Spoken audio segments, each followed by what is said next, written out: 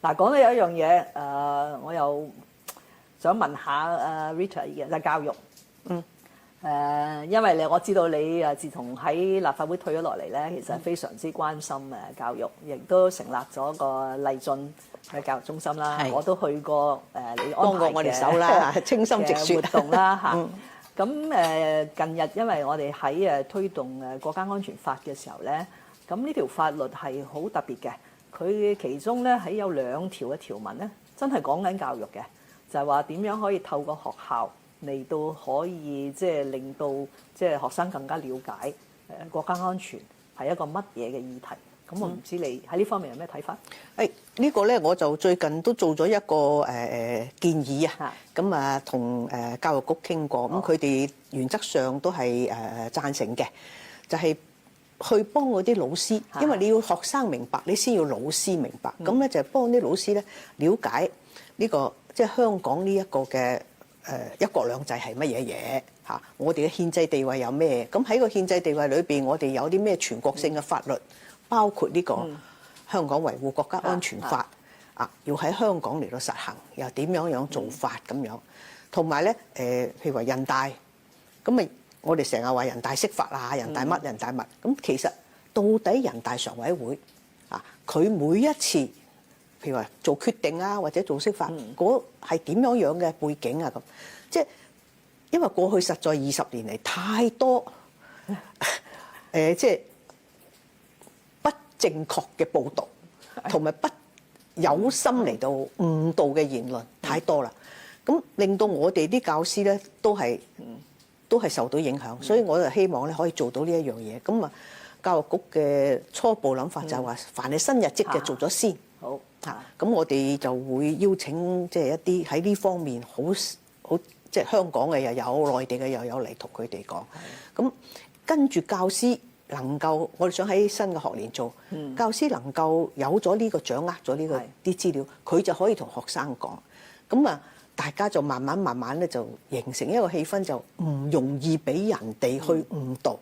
因為我哋過去咧，因為好多嘢大家以和為貴啦嚇，大家社會上唔好有咁多嘅爭拗啦，咁就避而不談，就造成咗到今時今日咧，原來人哋唔會因為我想和解而同我和解嘅，佢會用我想和解嗰個契機嚟做多啲破壞我哋嘅嗰個嘅同市民之間嘅信譽。咪你呢個講法咧 ，Rita， 亦都係我近日接受訪問咧，我就講咗8個字啦。我話未來呢2年嘅工作，我都希望多啲咧係循住個方向係撥亂反正，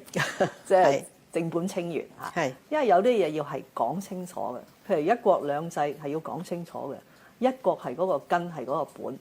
呢啲係底線嚟嘅。如果你話係對於一國我都係唔維護，對於一國我都係唔效忠嘅，咁我好難講其他嘢噶嘛嚇。咁所以同樣地喺教育宣傳有關於無論係國安法啦，或者早前我哋喺本地立法通過嘅國歌法啦，其實都要先從中華人民共和國嘅憲法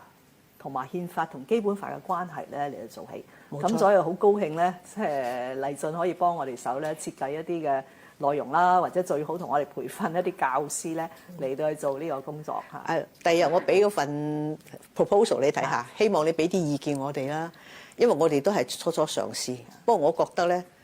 唔做咧就白唔做，做咧雖然成效唔會高，但係至少都做咗，求心之所安啫，係嘛？教育真係最重要嘅，咁所以咧好多人都聽我講過啊，我做咗40年公職，我都冇直接做過教育嚇。咁但係我就真係好重視教育嚇，因為人才嘅培訓啊，同埋道德啊啲品格，全部都係由教育開始㗎嘛。不過教育亦都包括係家長教育啦、學校教育啦、社會嘅教育啦。咁所以呢3年嚟咧，我哋投放喺教育嘅新資源其實真係好多。我仍然係深信咧，香港嘅教育界咧係非常之優秀，希望能夠未來咧，我哋嘅教師能夠發揮得更加好呢個